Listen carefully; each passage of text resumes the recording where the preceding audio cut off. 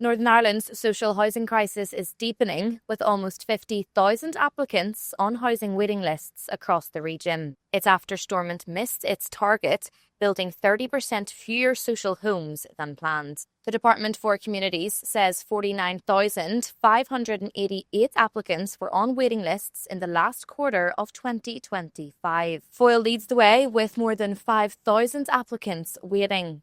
North Belfast has the second largest backlog, with 4,627 waiting. That's followed by West and South Belfast.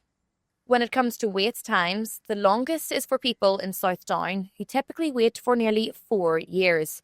Even the shortest waits in Fermanagh and South Tyrone is over 2 years. The news comes as Stormont faces criticism for building just 1,410 social homes last year. That's 30% below their target of 2,000 per year. The figures have been described as an absolute disgrace by SDLP's Justin McNulty, who describes the situation as spiralling out of control.